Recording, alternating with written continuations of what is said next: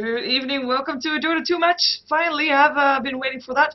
It is an old pick mode, because we got in after the draft. It is GosuLeague Division 2 Power Rangers versus North Lion. And we will be seeing these two teams play two matches together, one times from the Radiant side, one times from the Dire side.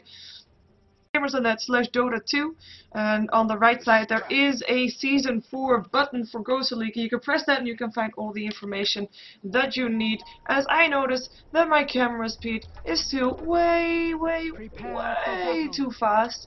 So I'm changing that. There we go. I'm changing that, and now we can finally see who is playing what.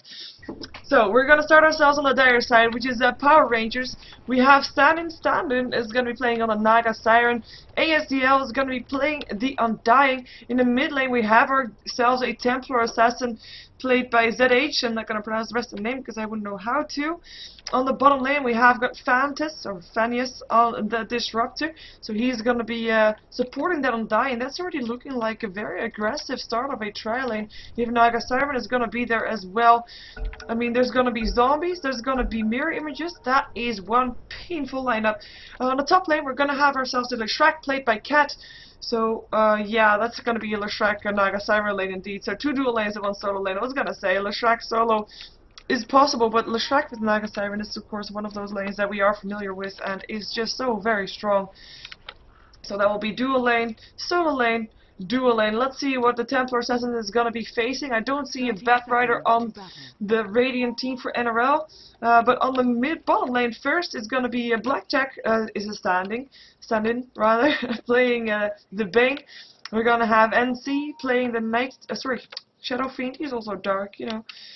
Shadow Fiend, so dual lane versus dual lane, though I have to say, I would definitely put PR in favor of this dual lane purely because Shadow Fiend, I mean, he's nice with Razor and all, and Bane is nice with Brain Step. They won't really die that fast, but if there's going to be zombies and if there's going to be pushing that will be painful, I feel like. We're going to see Slander, who's going to be playing the Nature's Prophet. He picked up a Ring of Protection, making me think that he might be going into the mid lane.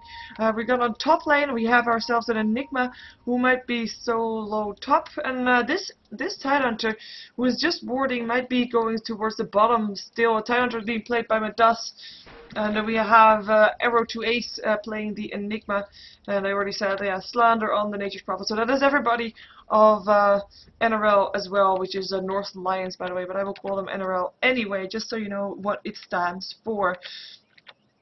But yeah, all pick mode, so we kind of are like thrown in here, seeing what's what, who's who. I just have to say, like, Enigma, Tidehunter on one team, together with the Nature's Prophet, together with the Shadow Fiend. That's all AoE ultis right there, all four of them, with only Bane being the exception. Of course, they're up for a lineup that can totally disrupt any kind of teamfight that's being thrown at them because of the Naga Siren song. But at the same time, they're not shy on teamfight either, also because of the song, obviously, but also because of disruption with Kinetic Field, Static Storm. If he gets a good one off, that is pretty painful. Undying should not be underestimated with his Tombstone. Shrek, also a hero that can do a lot in those teamfights as well, with the solo hero Templar Assassin. If she's getting free reign, then, you know, she'll be pretty painful. And of course, one thing that is probably the point with the Radiant lineup right now is they need their levels. They need a level 6 on the Enigma, they need a level 6 on the Tidehunter, and on the Shadow Fiend they even need level 8 or 9 before he's going to be picking up that Requiem of Souls. That will be something that they are going to have troubles with because they are having a tri lane, meaning that Tidehunter will not get level 6 that fast. The Enigma might be different here, but it will still be hard to do. Well, we're going to see how they're going to be dealing with that. In the meantime, this top lane, I mean, this top lane doesn't really need levels. They have got this awesome combination of Ensnare, follow-up Split Earth by Shrek, and that's going to be Enigma being shut down, who is already trying to deny a bit of creeps here, but he's actually at least feeding at least one of his Eidolons towards the opponents. And if you're going to have two of your Eidolons killed, well, you only denied one creep, and yeah, that's already more than he denied, so he already gave way more than he denied, which is not really that ideal. Shadow Fiend, level 2, he, like I said, also needs levels. This dual lane, though, for now they're going to be harassed back, purely because, of course, there's a trial lane versus them with a Brain Step from Bane, or Nightmare first, but Brain Step later on, he won't be easy to pick off. Tidehunter is a Tidehunter, he's got plenty of HP, won't be easy to pick off. And the only lane where I foresee some difficulties for the Dire side, for the Radiant side for now, if this Enigma is going to be safe enough, that is, because of course I said that's a deadly combination right there. But TA versus Nature's Prophet, that is going to be a lane in favor of the TA for sure. With the Refraction, it is going to be Nature's Prophet that should be really careful about not getting picked off. He picked up TP, so he's probably thinking about being a fairly aggressive mid laner, as in fairly aggressive with ganks on other lanes, and he does need that. But which other lanes are they going to be picking off? Maybe the Undying, since he's by himself right now, because the Disruptor has swapped towards the top lane, knowing that he couldn't do anything on the bottom lane anyway. And he is still level 1, so he is being kept at bay nicely enough. They do need to push the lane a bit before they're going to be able to pick him off, though. But yeah, Nature's Prophet could TP in, that could be turning into a first blood as well. And Disruptor, as I said, he is just jungling right now, pulling the lane back, making sure that Enigma is not going to be getting any levels there. Same thing for Tidehunter, he's putting the lane back as well, and he's actually getting some levels from that.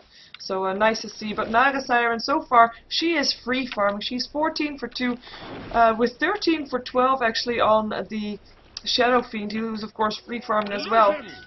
But still, yeah, I'll see how it's gonna go. We'll see how it's gonna go. Of course, Naga Siren, when he's got level 6, so what's this? A nice Nightmare on the Undying. Still level 1, by the way. This might be the start of a push if Nature's Prophet is going to be doing something here. He kind of has to start pushing the lane of himself before going towards the bottom lane, purely because otherwise, yeah, Templar Assassin will get too much there. We'll maybe even get some tower hits as well, or at least some hits in on their tower. For now, Low's being traded by PR as well, by Blackjack here. But ASDL, he just cannot get close. That is just... Like, he might even be better off leaving the lane and trying to force something else off another lane, because he's not getting levels, he's not getting anything. He could even be stacking Ancients and be more useful than what he is right now. But for now, no. He's gonna check out if he can find the 4-minute rune. Let's see who's gonna be lucky. Templar Assassin already in on the top lane, seeing if it's being there, and it is indeed there. And he picked up an invisibility rune. And Nature's Prophet being level 5, Templar Assassin being level 5 as well. She is 17 for 3 on the last hits, with Nature's Prophet 9 for 6. So Templar Assassin definitely winning this mid lane. And that was to be expected, as in, well, not really on last hits, because this is, of course, Nature's Prophet. He is a ranged versus a melee, but oh, I missed the first blood, and that was indeed the combination that I talked about. Disruptor helping out there, but that was the Enigma. And Snare, follow-up stun, there's nothing you can do. Thunderstrike on top of that one, and that was just an easy pick-off. Strong lanes for PR. No real surprise there, to be fair. And I do think this Nature's Prophet, as soon as the Templar Assassin turns level 6, he won't be too afraid to dive towers anymore, and he will be able to get a kill on this Nature's Prophet, as the tier 1 tower top is getting pressured here slightly. Leshrac is no longer there, though, to do anything. He's actually going to try to go in for a gank here on this Nature's Prophet. Oh, they see him though. Right click, the Shrek Stun. I'm not sure what Slander was thinking here, but he's gonna pay for that one. I feel like he was AFK. Maybe he was doing something with the shot, but that is just a bit of a downer, to be fair. Nature's Prophet getting picked off like it's nothing. Invisibility rune used by the Templar Assassin, probably just to pick up the 6-minute rune. Actually, no, he's gonna pick up the tide. There's a trap. There's the melt damage, right clicks all over the place. Tidehunter cannot do anything. Gonna try to deny himself to Roshan. Is he gonna be able to do that? He's waiting for that last hit from the TA. Creep there. And that's gonna be TA picking it up with melt damage. So 3-0 in the meantime. Nightmare up on his Undying, who's still level 2. There is a TP in from Nature's Prophet. This might be the first kill going towards the way of NRL, and that is it. Shadow Fiend picking him off. And they might even be trying to push this tier 1 tower, because they do have... of course, Nature's Prophet. Bottom tower is under attack. Oh yeah, and for people asking in the chat, a Templar Assassin with only one inside blades is still a melee hero in my opinion, even though it's of course a very small difference. But yeah, my opinion for now, melee hero. 4 heroes, by the way, of PR around this Tidehunter now is gonna get an ensnare, gonna get a Leshrac stun, Edict going off, and that is gonna be a Tidehunter going down. It still lands a Gush. Maybe Night Siren is gonna be putting it into some trouble, but it is the Tidehunter that dies, Leshrac picking it up, and the health potion already up on the Naga Siren to continue to push on this tier 2 tower. And there's nobody else coming in here to defend this. Leshrac doesn't have his Edict off cooldown. Now it's off cooldown again, so this time they might be getting a bit further with taking care of this tower. Templar Assassin still farming, got herself some face boots, probably going for a Blink Dagger next. Happy times for her, and there is the Shadow Fiend. I mean, he's still level 5, that's what I was talking about. It's gonna take them so long before they get their levels up. They do have 1 kill, but with that trial lane that they had, or semi-trial lane I should say, they should have really tried to get more than just 1 kill at 6 minutes in. Nature's Prophet, level 6 right now, has picked himself up an urn, so still going for that aggression, or at least that's what his items say, but he's not going to be finding it anytime soon. Tidehunter's still level 4. He's going to get a trap in the face. It's going to be supporting coming from the Naga Siren as well as from the Disruptor. Disruptor's still level 4. Goldcraft in the meantime, 4k in favor of PR, of course, because of kills, because of 1 tower in favor for them as well. And Experience Graph will also be 2k in favor. And not just because of kills, obviously. The 2 lanes, top and middle, were last hit at 1, or were 1 based on last hits on by the Dire side. And here comes Disruptor. It's level 3. Limbs back on the Bane. Bane, you're gonna die. I mean, there's nothing you can do to save that. Leshrac dominating 4 for 0. He doesn't even have any assists. He's been involved in 4 kills and has been getting 4 kills as well. And because they couldn't really push into the mid tower, I guess they just decided, you know what, we'll just try to take this tier 1 tower bottom in the meantime. Push going on from Enigma and Nature's Prophet. They have, of course, got, amongst the 2 of them, they've got a lot of pushing power. So they could try to go for this, but the Templar Assassin apparently is still very dangerous. Tier 1 tower dropping, Leshrac picking it up. This is a support Leshrac that is pretty damn rich, I have to say. And he's got a TP mid to help out the Templar Assassin. TP incoming from more as well. There goes the trap, 50% slow. Enigma does have a black hole if he wants to. Nature's Prophet getting slow as well. Leshrac down, gonna hit on the Enigma. Enigma turn around, black hole. Is it gonna happen? No, he lands a Malefice first, but that's not gonna do anything. Leshrac is gonna go down. Nature's Prophet picking that one up. And Templar Assassin gonna pick up the tide in return and should be able to get out of there. Gonna hide herself in melt and does have a refraction up again in 2 seconds. I mean, if we think about melt damage, there's not that much that can pop the if you think about refraction, there's not that much that can pop off the refraction on the side of the Radiant, apart from maybe Eidolons as well as Treants from Nature's Prophet, but that is gonna be it. It's just not very ideal against the TA. She has a nice lineup to be up against, to be fair. Undying, level 5, has got 2 levels in his Tombstone. Of course, this ability that he wants to use most against the push-heavy lineup of NRL. We still have a Tidehunter with level 5. No Ravens just yet. Shadow Fiend, I mean, he's level 8 now, so he will have his Requiem of Souls shortly. And of course, he'll then also have the Requiem of Souls should he die, which he hasn't done yet. He hasn't died a single time. He's got 1 kill. He's going to be in some trouble now, though, because Leshrac both and Undying are going to be putting him in some trouble. There's a Tombstone. Here comes Leshrac. Is he going to be able to land a stun? No, you're not. Not enough slow by the Tombstone. And that's going to be turning it around. Raise damage. 1 more hit needed. And that is a kill. Shadow Fiend picking it up. And Tidehunter being there to share the experience as we have a Nightmare up on the Templar Assassin Black Hole. And that should be turning into a kill. And that it is. Double kill for NC. And that is the levels making a difference. That is Tidehunter being level 6. That is the Black Hole being there. And this might be the start of the turnaround for NRL right now, because they have got their levels up, and this is what they needed. Like, they had to survive the start of the game. If they survived it long enough, I mean, they did lose 3 of their towers, have Naga Siren basically free farming.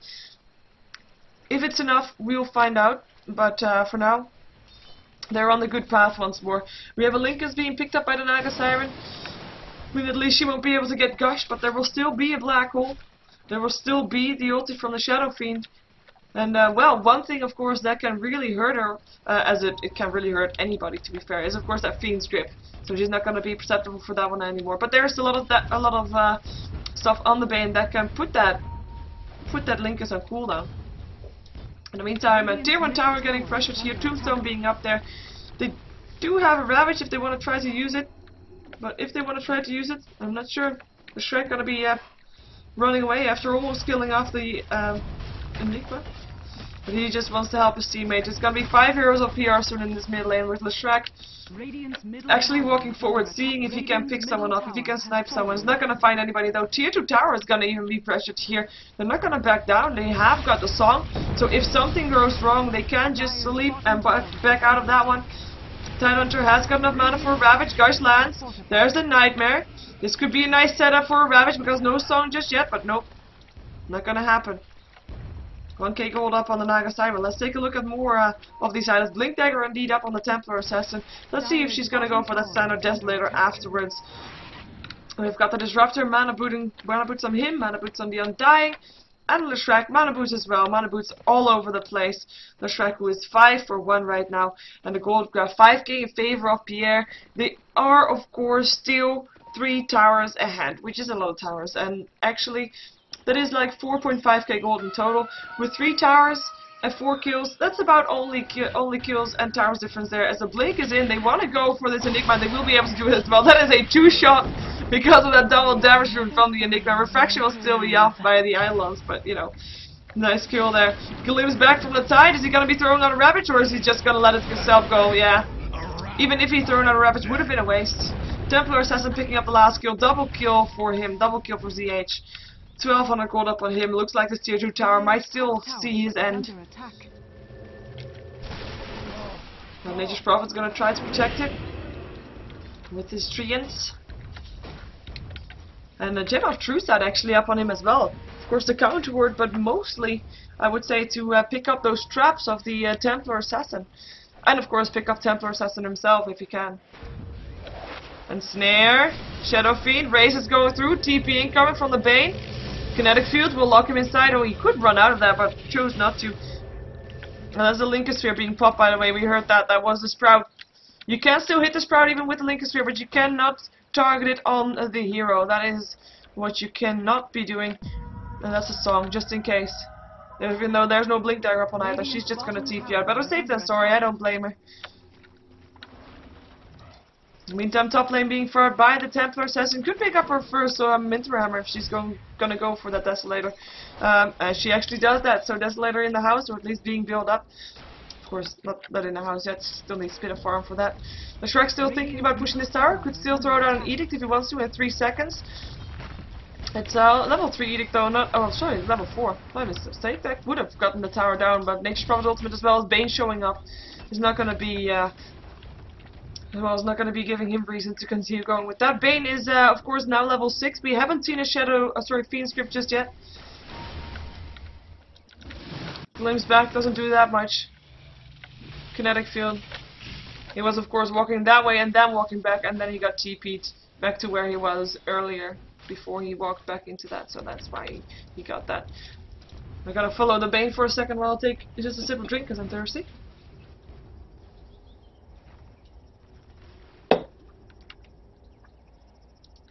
Okay, there we go. Oh, this Tide died 5 times. I don't think we've seen a Ravage yet.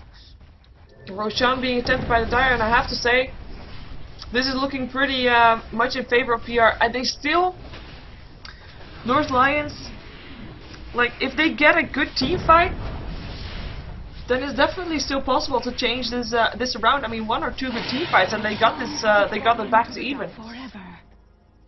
And they still have towers to take down as well. I mean, if they get that, that's extra gold going their way as well. But to get that team fight, it doesn't look like PR is planning on giving them the opportunity to do that. They've been split pushing. They've been just pushing their towers without really forcing out a team fight. And of course, should there be a team fight, Nagasire will be there with that song, even though it's on cooldown now. But yeah, that's just gonna stop any team fight from happening in its tracks. Not really ideal to be fighting against for NRL. 1600 gold up on the Shadow Fiend. Could be buying up his mid hammer for his BKB. Here goes the smoke, by the way. They want to go for this. Nature's Prophet ultimate bouncing through. Tidehunter looking for a Ravage. That's our Lincoln Spear being popped, by the way. Song still on cooldown for another 3 seconds and glimpse back. No Ravage for you. Even though I'm not sure if they would have even gotten it even without the glimpse. But you know, better safe than sorry once again. And yeah, they're just gonna continue farming here in the jungle before they're actually backing out. Yes, they are. Both of these just gonna farm instead. Enigma still around there, looking for Malefice, maybe up on the Shrek. Undying still around there as well, and Nature's Prophet TPing in there. There they go. Nope, cancelled his TP. Bane picking up a haste rune, but again, not gonna be going in on that. Too big of a chase. And I did think they had a Gem of True Sight. It was on the Nature's Prophet, I guess, but he's not counter-running this just yet. And he's just gonna... Whoa. I thought there was someone there. He's just gonna be TPing back to base. That was what he was doing. Mechanism up on the Nature's Prophet. Let's see if we can find some more shiny new items up on these peoples. We still have only one Minthra Hammer up on the Templar. Says, and let's see how far she is. 30 close to the next one. And this is 4 heroes of PR going towards the bottom lane tier 2 tower. Undying seemingly also building towards a mechanism. Not done just yet though. And both Enigma and Shadow Fiends are building towards BKBs. Shadow Fiend closer than the Enigma, way closer actually. And the TPs are gonna come out towards the top lane because they want to defend their tier 1 tower. While the trap hits here on the Nature's Prophet, but he's not gonna go in on that one. It's just illusions getting left behind. And they just want to defend their towers, don't want to give anything away, don't want to give any space. I mean, in theory, if we look at this game, late game, Naga Siren should, and as well as the Templar Assassin, should be able to outcarry the lineup from NRL with the Shadow Fiend there and the Nature's Prophet. But at the same time, Radiant team does have a lot of split push going for them. Glimpse back into the kinetic field. Leshrek's stun will hit, and that's a kill on a Shadow Fiend. You do get some damage because of that, but you know, that's not really gonna be doing anything else than just annoyance for the dire side.